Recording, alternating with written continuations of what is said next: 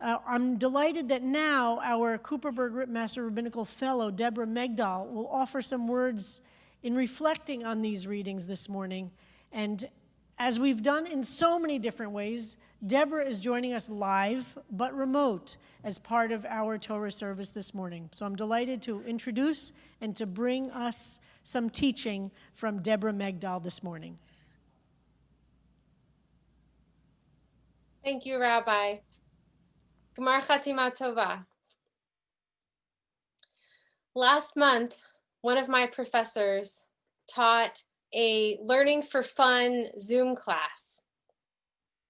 As his face popped onto the screen, he looked cheerful, calm, authoritative, excited to teach, as he always is.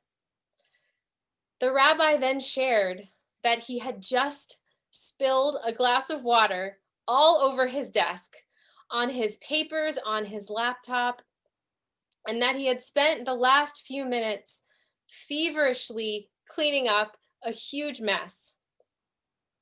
He had been forced to turn it around really quickly, to move through his feelings of acute frustration, and then to pull himself together in order to be the wise presence that his students needed from him.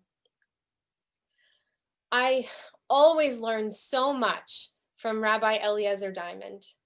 He is a brilliant teacher of our tradition. And on this summer day, by sharing this little anecdote, he modeled a kind of truth-telling that I know I really need, and that I sense we all need too. He taught through his modesty and his menschlichkeit in 1 minute about authenticity, humility, and where we are all now spiritually. We are all spilling glasses of water all over our desks all the time. And we are all doing our best to do our work anyway. Some of us have had great specific losses this year. We have dealt with the serious illness or death of loved ones.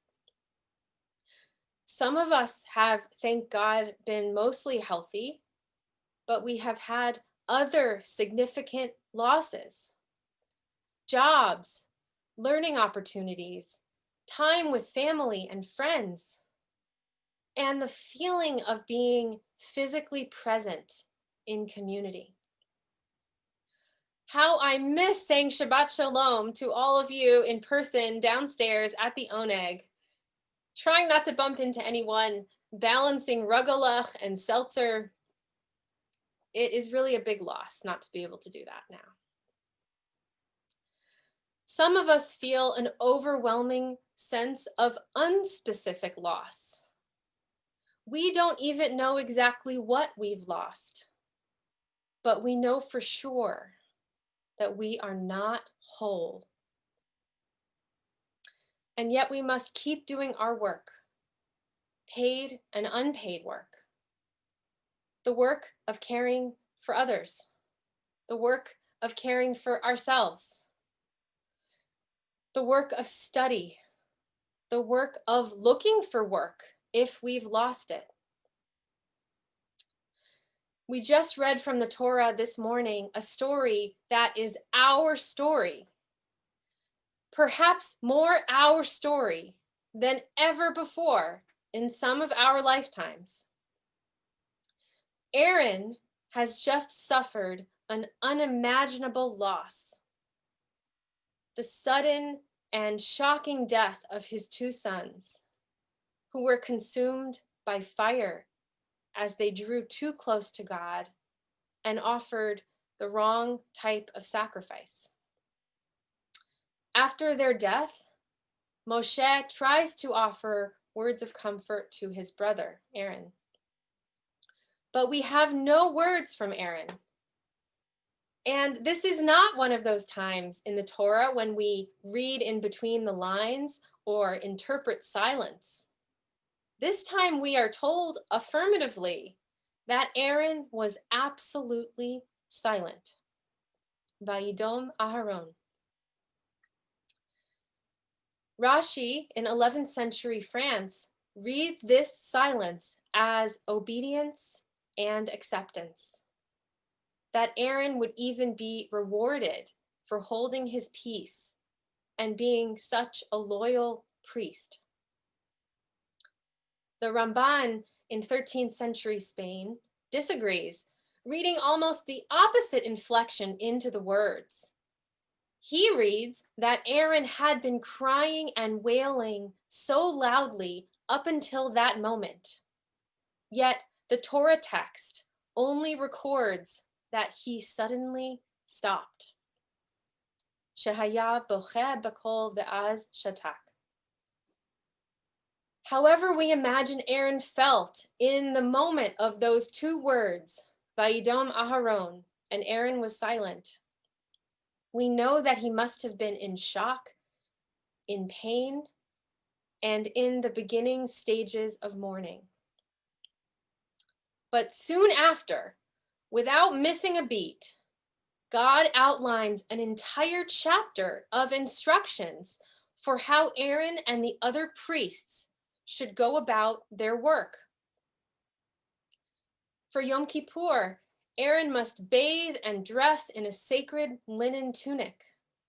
He must make an atonement sacrifice on behalf of his family. He must pick the 2 goats, which will atone for the sins of all the people. After the scapegoat ritual, Aaron must then remove the sacred tunic, bathe again, and offer the burnt sacrifices. He is responsible for making Yom Kippur happen for everyone. I struggle to understand how Aaron moved from loss to silence to work so quickly. During COVID, how many of us are still struggling to change out of our pajamas? And Aaron is donning the sacred vestments? A more relatable reading of Aaron is that he is not okay, just like we are not okay. Somehow he finds the strength to serve anyway, even though he is in mourning, even though he does not want to get out of his pajamas either, and even though the glass of water has just spilled all over his desk too. But his people are waiting. How are we in Aaron's silence? Maybe we are withdrawing from our relationships. Maybe we are not leaving the house. Maybe we're alienated from work or feeling really lonely. We all know, and we need to say it. This extended time of social isolation has increased our collective anxiety and depression. We are all different, of course, but we are all human. And as a friend of mine wisely reminds me from time to time, being human is hard. And being a human is especially hard now.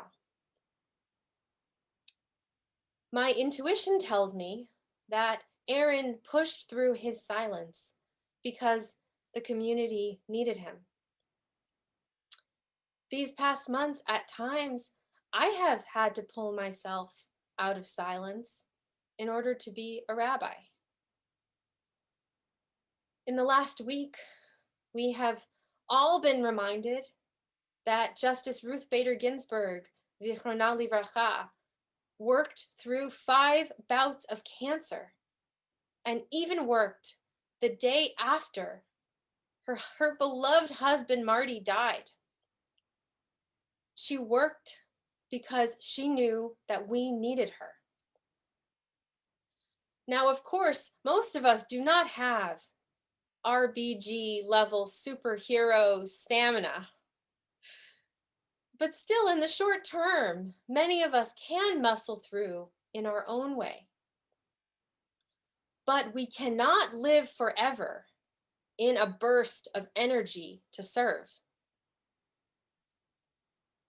There is an old psychological experiment, also involving a glass of water, though this one is not spilled. Imagine raising a glass of water like this, imaginary glass of water. Feel the cold of the glass and the weight of the water inside. How heavy is it now when we first lift it up? Not so heavy. After 5 minutes, how heavy will it feel? Still maybe about the same. But after an hour or a few hours or even a day, it feels heavier and our arms ache. The weight has not changed, but the glass feels heavier the longer we hold it. Now think about this. We have all been holding that glass of water for more than 6 months now. Rabbi Kleinbaum urged us on Rosh Hashanah to strengthen our muscles of resilience. I will add that in order to do this, we must also learn how to put down the glass of water, sometimes, or to take turns holding the weight. I saw a New Yorker cartoon in which one woman is lying on the couch, curled up under a blanket, a pained look on her face. Her partner has just walked in the room. She is standing in the doorway, visibly annoyed, saying, "No, it's my night to be despairing and hopeless. You get Thursdays." The caption, "Stick to the schedule." We need to take an honest reckoning about how this pandemic has affected us. This means our physical, mental, and spiritual health. We need to talk about our fears and anxieties. We need to take better care of each other. We need to show up, whatever showing up looks like in our lives. Maybe it means joining a protest, or volunteering to be a poll worker, or helping a neighbor with groceries, or making regular check-in phone calls, or attending a Zoom Shiva Minyan, even when we're tired and it will be our 6th Zoom call that day. At the same time, we need to take better care of ourselves, because sometimes self-care is about letting ourselves off the hook, not over-functioning. All of these are how we make being a human a little less hard. As we work to overcome the feeling of being stuck in Aaron's kind of silence, we serve when we can, as he did, using our bursts of energy as they come. And when we can't hold up the glass of water anymore, or when it spills all over our desks, when we cry, when we fail, when we fall apart, we must tell the truth so that we all know that we are not alone in the mess. We are part of a loving, strong, beautiful, resilient community. Gemar Chatima Tova. May we all be sealed well in the book of life.